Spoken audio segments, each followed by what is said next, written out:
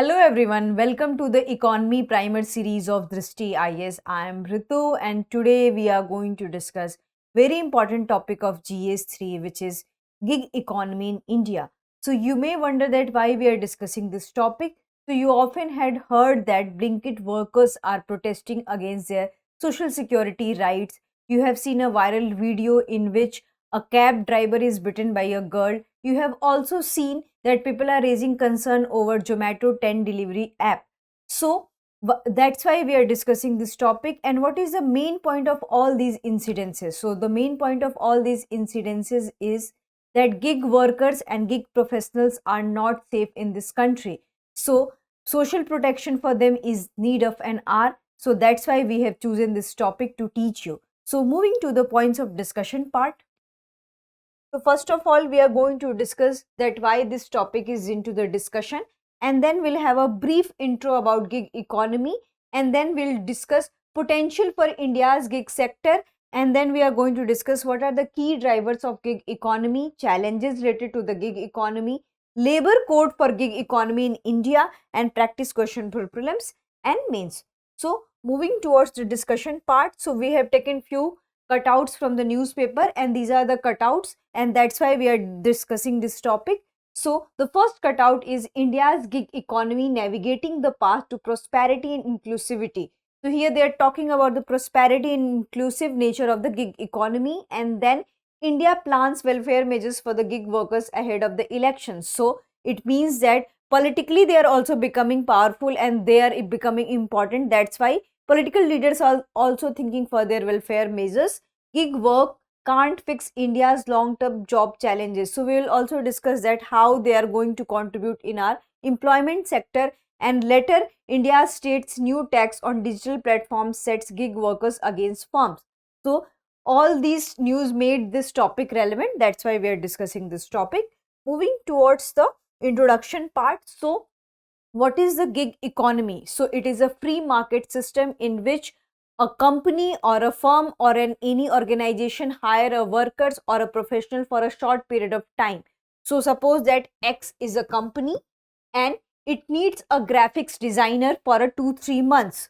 So it will issue an advertisement for graphic designer on any online platforms or newspaper or any platform where they are comfortable, and they will release that we need a graphic designer for 2-3 months, and sometimes they also show that this much amount they will pay, and sometimes they discuss after the recruiting a person. So they can recruit a person for 2-3 months for the graphic designer and they will take work whatever they require, and after that they will search another kind of the work and they will hire another persons for another kind of job, and that graphic designer will go to another company whomever it required. So this is a process of gig economy and gig workers and gig professionals. So this is a brief about the gig workers and gig economy. Moving to the, according to a report of Boston Consulting Group, India's gig workforce comprises 15 million workers, which is very huge, and it can be more population than any European country. And what happened that according to 2019 report by the India Staffing Federation, India is the 5th largest in flexi staffing globally. It means that in terms of the numbers, India is the 5th largest flexi staffing company, and it has a huge people, it has a huge person who are worker as a gig workers. And what are the examples of gig workers and gig economy in India? So we have various startups like Ola, Uber, Zomato, Swiggy, Zepto. They are all are example of gig economy, and they hire usually gig workers for their jobs. Moving towards the another slide is about India's gig sector. So this graph has been taken from the NITI Aayog, and what this graph says that. So first of all, we'll look that, what NITI Aayog data says that. So in terms of retail, how many gig workers are employed? So retail, trade and sales, the highest number are required here, 26.6 lakhs. Here this data is into the lakhs. In transportation sector, it is 13 lakh. Finance and insurance 6.3, manufacturing 6.2, education 1. So what we can see that in education, there are less number of the gig professionals, but when it comes to the retail, trade and sales, they are the highest number of the workers. And coming to the medium skilled job or high skilled job or low skilled job, so medium skilled job has a highest number, which is 47%, and low skilled is 31% and high skilled is 22%. So this is the data about the India's gig sector, and this is a NITI Aayog data. And what the economic survey of 2020 and 2021 says that India has emerged as one of the world's largest country for flexi staffing. And NITI Aayog data also says that currently we have 7.7 million population which are regarded as a gig workers, but by 29-30 will have 23.5 million by gig workers. So we can see that how much jump it is. From 7.7 million we can become 23.5 million. It means that this sector is growing day by day and it is fast growing sector. So this is a brief data about current India's gig economy and gig scenario. Moving ahead, so what are the potential we have for the gig sector in the economy or in India? So as estimated, 56% of the new employment can be generated from the gig economy. So this is also a huge data, and gig economy can serve up to 90 million jobs and it can contribute around 1.2% of the GDP for the long term. So in that way, this also becomes very economically useful, and India has targeted that it will become a 5 trillion economy. And in the first lecture of economy primer, we had discussed that how India can become a 5 trillion economy, and by 2025 it has targeted that it will become a $5 trillion economy. So for that you cannot ignore that gig sector. Gig sectors are very much useful for achieving the dream of 5 trillion economy because they are huge in numbers, and by 29-30 they will become 23.5 million. Right now they are around 8 million. So you cannot ignore 8 million workers of your country when you have to achieve $5 trillion economy. So moving ahead, next slide is about that what are the key drivers of the gig economy. So the first is rising demand of contractual employees. So because of the gig economy or gig workers, their nature is mostly contractual in nature. So these are the contract based job, and because of that many people are keen towards such kind of the job because they don't want to do permanent job. So for a contractual thing, it's a very good thing. Then coming to the second thing is that flexibility to work from anywhere. So right now we have grown this kind of tendency that people want to work wherever they want, and here geography cannot become barrier, and which is also very good sign that suppose that you need some skills from America and you are working in this country India and you want their skill, then in that sense gig workers and gig economy plays a very important role because they can provide their skills from America also. Coming to the third, which is emergence of startup culture. So in India we have various startup culture, and all over the world also startup culture is growing very fast. So for them also it's very useful that they can hire workers for very short time and they can pay for the short time. It means that they are very bothful for workers also and economy also, employee also. So in that way it is boosting the startup culture of the country. And coming to the next, which is changing work approach. So earlier what we do that, mostly we work for the money. Right now also we work for the money, but here the youths and many new generation also started thinking about their work area, interest area, and sometimes they left the high paying job because that job is not up to their interest. So here interest becomes the priority. So in that sense gig economy plays a very important role, and they can search any kind of the job according to their interest. So this thing is also very important, and business model also. So similarly we have also business model. Earlier what we can see that we are more focused towards the output and input. Here also we are more focused towards the output and input, but here so many other factors are also important, such as your geographical locations, your flexibility towards the work, your way of approach, your way of working, how much you are investing, how much you are demanding any kind of output or input. So in that way all these things which are the key drivers for any gig economy. Moving ahead, so what are the challenges ahead of the gig economy? So we already had discussed that Blinkit workers were protesting towards their social security rights. It means that they were not socially safe.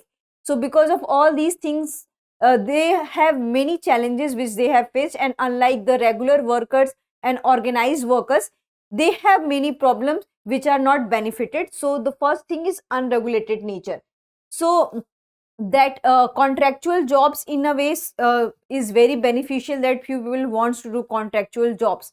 but few people wants to have a proper job and they want to do a organized job, but for them this job is a very contractual in nature, so there is a very unregulated work, and here there is no imposition of any law, and any company law did not apply on them, and because of that their works are very unregulated in nature, and sometimes they did not get salary according to their work. So in that way this is very disadvantageous work.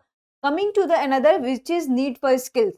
So in the organized sector we can see that, suppose that if you are not skilled also, if you are less skilled also, you will get job, manual job or anything, but here in the this kind of economy many skills are required, and if you want to upgrade your skill you have to do it in your own cost. Suppose that if any worker is an employee of a X company, and X company needs any workers, suppose that they need content writer, so what they will do, that they will hire a person and they will train according to them that which kind of content writing they want. But here if you are a contractual worker, if you are a gig worker, you have to upgrade your skill on your own, but here company is giving you that kind of the skill. So this is also one of the disadvantage. And the lack of social security, so we already had discussed that, they are not covered under maternity scheme, health schemes, so this is also one of the biggest disadvantage of this line.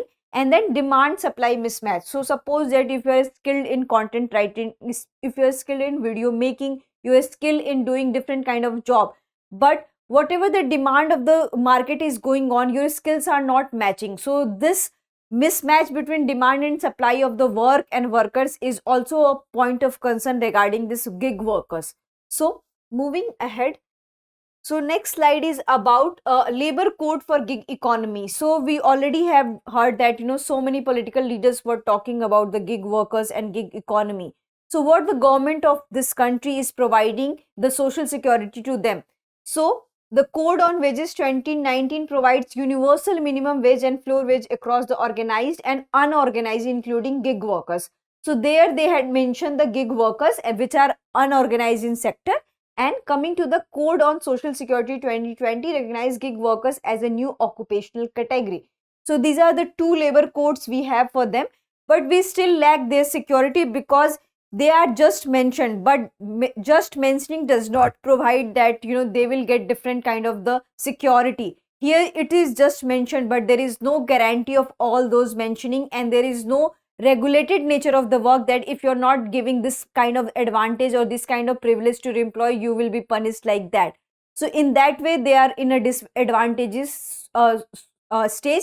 And it's also a point of concern that because we work for any country, we work for any company or organization for our social security. Suppose that if I'll get any kind of the fever or any kind of diseases, then the company will pay for me, but for them there is no one to pay for them, and their job is also contractual in nature. So if they get ill, so they will not have any medicine or sick kind of facility, or sick leaves, menstrual leaves, pregnancy kind of things, maternity leaves. So in that way that's also become a very point of concern, and government of this country should definitely think about, and there should be a organized number of schemes related to them. Moving ahead, the next question is the practice question. Consider the following statement regarding the gig economy, and your first statement is China and United States are the top 2 ranked country with the highest number of gig workers. So we have told about the data of India. So here you have to find that what is the scenario of world for the gig workers. And the second statement is according to NITI Aayog's India's booming gig and platform economy report, there will be about 2.3 crore gig workers in India by 2030. So we already had discussed the NITI Aayog report. And coming to the third statement, the education sector has seen about 50% growth in gig work in the pandemic years. So you have to answer this in the comment section. Moving towards the mains part.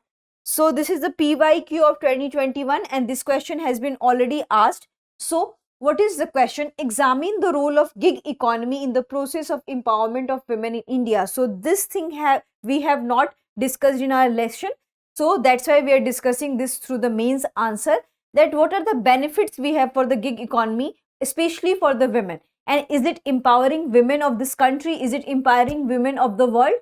So here first what you have to do, you have to briefly define that what is the gig economy. So we already have given the definition of the gig economy, that it is a free market system where workers are provided job for a short duration of time and according to the demands of the company and also the requirement of the workers. So this is called a gig economy. Coming to the role of gig economy in the process of empowering women. So what benefits women can take from the gig economy? So the general principle also applies that you can work from anywhere, especially in the country like India where women are not allowed to go outside, especially the rural women, marginalized women are not allowed to go outside. So in that sense, they can work from their home also, they can work from any part of the country. They don't have to travel to Delhi or any metropolitan cities for their work. So in that way, this is empowering the women. And recently we have seen that there are various startups in which women are empowering through their skills. They are opening the YouTube channels, they are opening their cake shops, they are opening their Silai centers. So in that way, they are empowering the women. And coming to the flexible hour of job. So many women have to do their household work also. Suppose that in daytime, if they have to do the household work also, and in the night time, if they are given the task of content writing or video editing, and if they are skilled at video editing, then they can edit their video by night. So in that way, the flexible hours is also a very advantageous position for women. And then coming to the third, that it also breaking the rigidity of the patriarchal society. So in patriarchal society where women are not allowed to go and work outside and go and work with the men, and there is also social and security concern, their safety concerns. So if they are working from their home, then they are more probably they are safe than the workplace, and so they don't have to bear their transportation costs. They don't have to ask permission from their male counterparts that whether I have to go to Delhi or Bombay for the certain kind of the job. So in that way, they are also providing the geographical facility for the women. So in that way, they are empowering women. However, in conclusion, you have to also write that there are also challenges ahead of the gig workers, especially the women gig workers, and what kind of challenges they have. So in the country like India, we have various divides. The first divide is the digital divide, then linguistic divide, unequal wage. So these are the structural problem any company and any organization have. And in country where so many people, millions of people are using the internet and mobiles, but what we can see the data that there are very less number of women who are using the internet. So that makes them vulnerable towards becoming a gig worker, because most of the gig job related is related to the internet, and internet is the basic criteria for them. And also the technological divide, because so many men can learn the nitties gritties of computer and technology, but women don't have access to learn the nitties gritties of computer or any kind of technology or particular skill. So these kind of technology divide we also have in this country. And then coming to the linguistic divide. So most of the technological related work is related to the English, and so many women are not exposed to the English language or any other French language or German language or any international language. They are more prone towards the what their local language. So this is also a point of concern for the women. So if you have to achieve a $5 trillion economy, and if you want empowerment of women through work, then we must remove all these obstacles, especially the gig workers women, so that this country can achieve the desired amount of the economic growth, and especially the women's economic growth. So that's it for today's lecture. I hope you like this lecture. If you have any question related to this lecture, kindly ask in the comment section. Thank you.